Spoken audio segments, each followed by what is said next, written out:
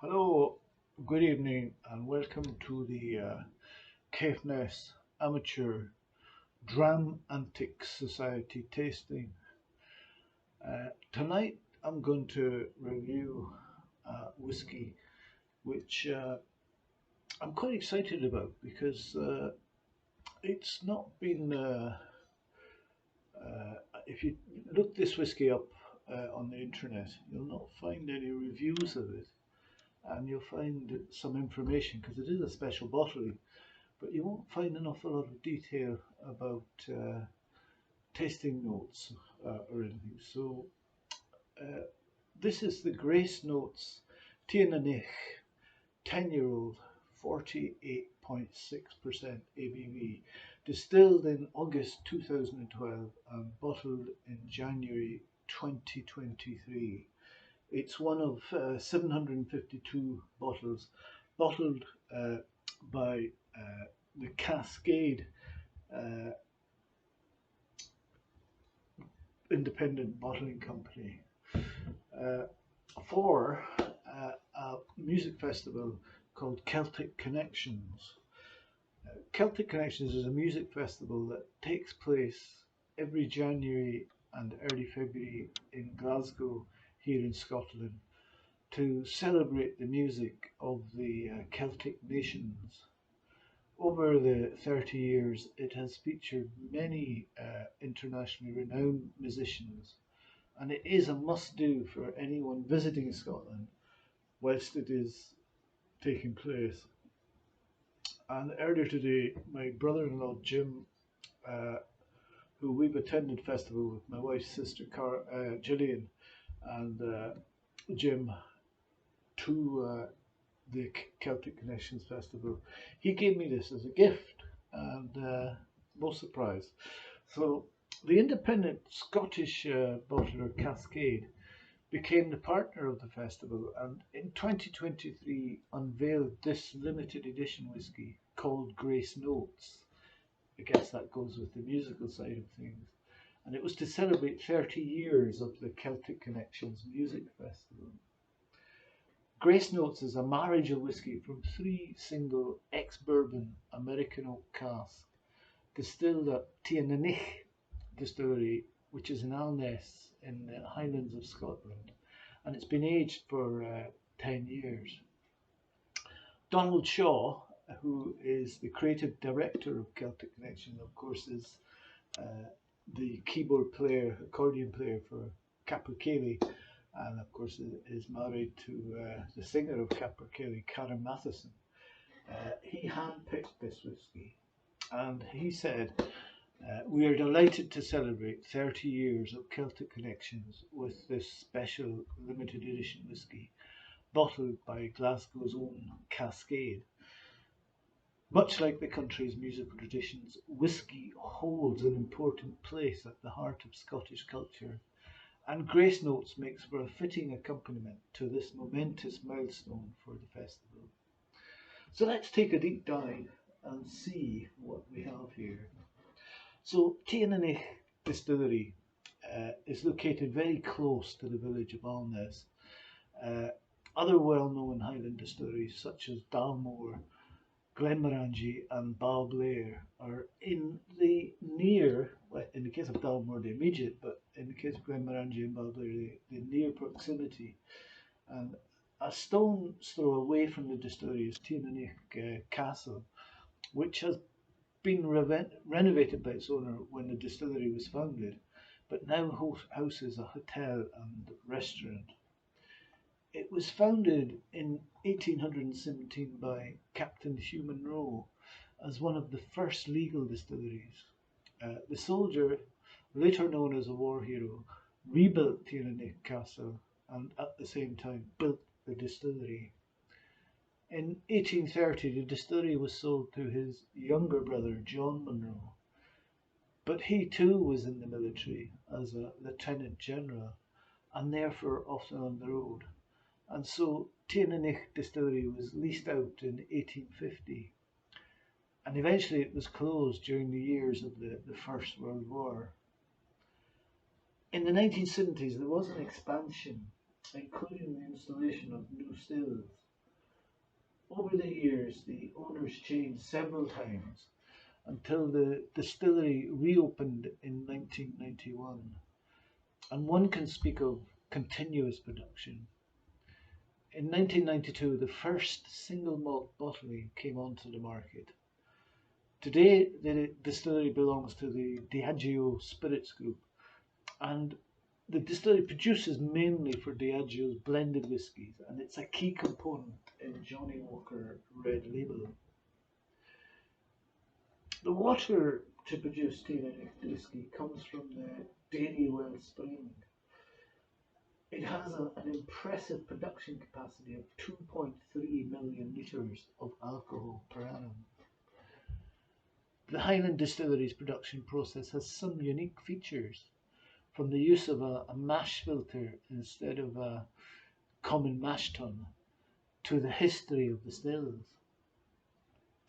There are still 6 original pot stills of various sizes at Teaninich, which were installed during a renovation in 1970. Later, 6 more stills were added, while at the same time the still house was enlarged. During this, the 3 old wash stills were converted into spirit stills, which of course first had to be adjusted properly so that the old familiar character of the spirit was retained. The new 6 stills are identical in shape to the originals, but have a different heating system. They're no longer heated by steam inside the still, but the wash is pumped out in a more efficient process, warmed up in an external heat exchanger, and then pumped back into the still, where it finally starts to boil. All 12 stills at Teaninich have reflux valves. This favours an oily spirit that tends to be light and grassy.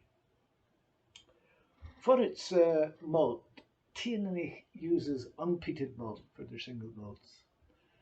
For its further processing, the distillery does not have a roller mill, as known from many others, but a somewhat more modern hammer mill. This works with very fast rotating steel plates, so-called hammers, which smash the grains and thus grind them into very fine flour. So the mill does not produce grist, as is the case with most other Scottish distilleries, but a kind of whole grain flour. With this flour, the mashing thus produces a pulpy consistency rather than the porridge-like mash familiar from other distilleries. The fine consistency has the effect that the sugars can be dissolved better and you get a higher yield of alcohol. In comparison, this process is more efficient and saves resources, but it also has a disadvantage. The solid components of the mash cannot be strained out so well with the usual large mash tun filters. Therefore, Teaninich has a big industrial mash filter instead, a so-called cloth filter. In this extra device, the mash is filtered through cloth to catch all the solid components. For its fermentation, Teaninich works with 20 washbacks. 18 of them are made of wood and 2 others of stainless steel. The fermentation tanks are filled with 56,000 litres of mash, which ferments there for 76 to 80 hours. This produces what is known as clear wort, which at 8% alcohol already has the oily and grassy character that is to be retained during distillation. Teaninich is situated on a headland in the east of Scotland, north of Inverness. The river Avon runs beside the distillery. It belongs to the Diageo Spirits Group and produces mainly for the malt portion of their blended whiskies. The only original bottling to date is a 10-year-old from the Flora and Fauna series. However, there are frequently independent bottlings For example, from Signatory Vintage, Duncan Taylor, or Gordon and MacPhail. So let's see what we have here. Uh, the Grace Notes is a manager whiskey from 3 single X bourbon single X bourbon American oak cask, distilled at Teaninich Distillery, Less in the Highlands of Scotland, and aged for 10 years. There's only 752 individually numbered bottles of Grace Notes. This is bottle number 740, clocking in at 48.6% ABV and naturally coloured and non-chill filtered. So all that's best. A little more. It was a gift after all. So let's see what we have here. It's a nice colour for a 10-year-old. Sort of coppery gold. And let's see.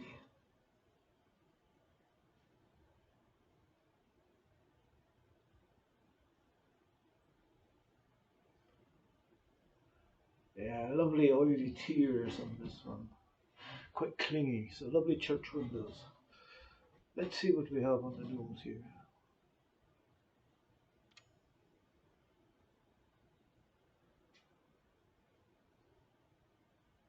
Well, you know, the Scottish Malt Whisky Society likes to come up with weird and wonderful names for its bottlings. And this one isn't a Scottish Malt Whisky Society, it's from Cascade. But they have given it a name, they've called it Grace Notes, and immediately I'm getting graceful notes of citrus, cocoa, pear, and vanilla. It's fragrant with fruit and a greeniness. It's a lovely nose. Notes of cut hay and chamomile. There are slight hints of wood resin from the calf and a little potpourri. Teaninich is known to be a floral whiskey. And there's a little winter spice, so it's really taken the cask on. I think these were fresh casks. And there's a gentle citric acidity. It's rounded and sweet on the nose. And that sweetness is coming from yellow fruits, mirabelle plums, apricots, and peaches, full and clear. And there's vanilla and a touch of caramel as well. It's a lovely, lovely nose. Let's try this on the mouth.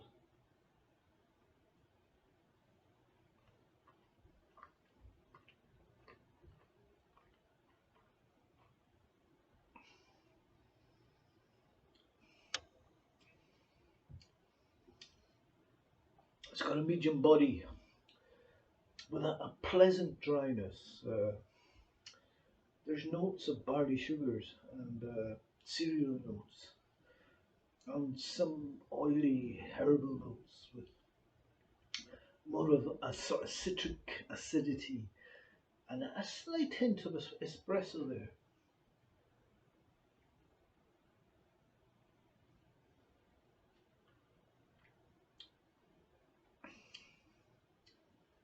I'm getting melon, ripe bananas, and then just in the background, Parma violets.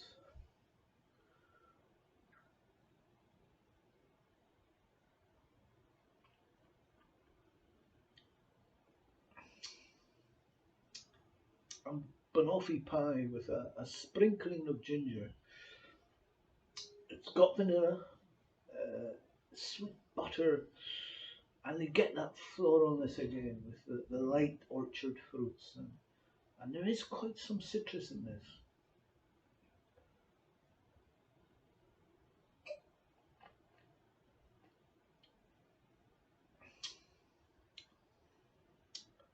lemon cake, lime, fresh apple, white grapes, and tonic water. Um, Maybe elderflower tonic water. And a light spiciness going on nutmeg.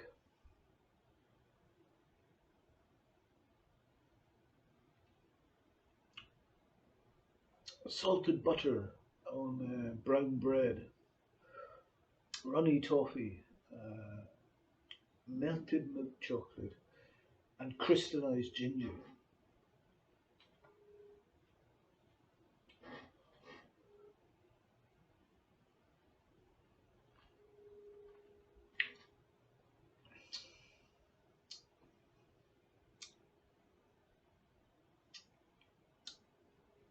The finish is quite dry and of medium length with gentle cut grasses.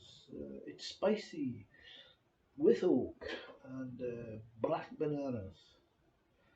It's still powerful, sweet and fruity, orange, tangerines.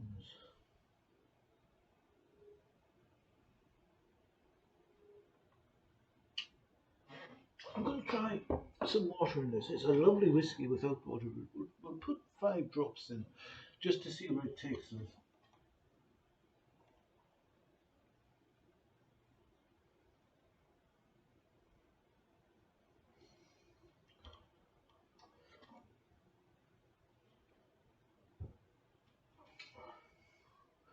Let's see. And you get that magic of Scotch mist, naturally coloured, unchill filtered, all the congeners there.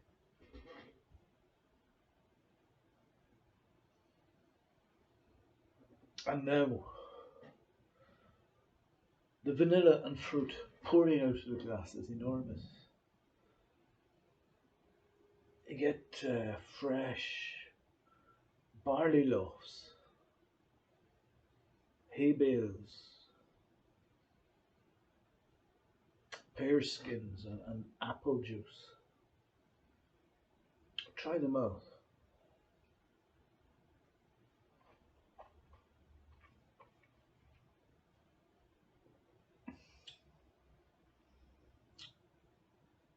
Vanilla, lots of citrus, lemon zest,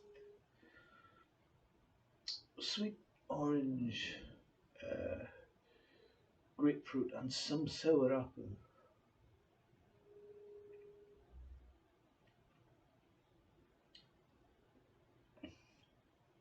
And there is some spice there, sort of sweet licorice, white pepper, nutmeg, and a little bit of bitter root sap with the water.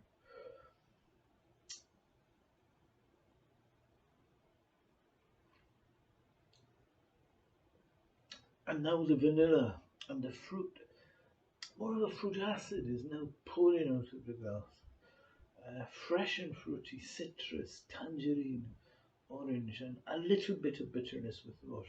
Orange zest, but still lots of sweet notes as well.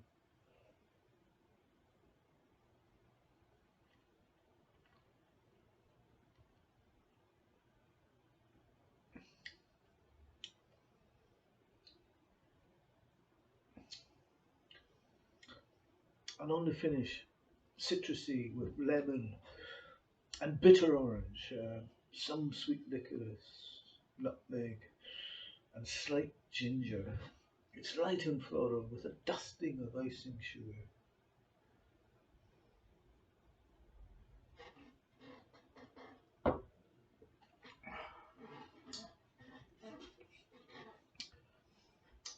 This is a lovely, fresh, fruity whiskey with quite some power as well.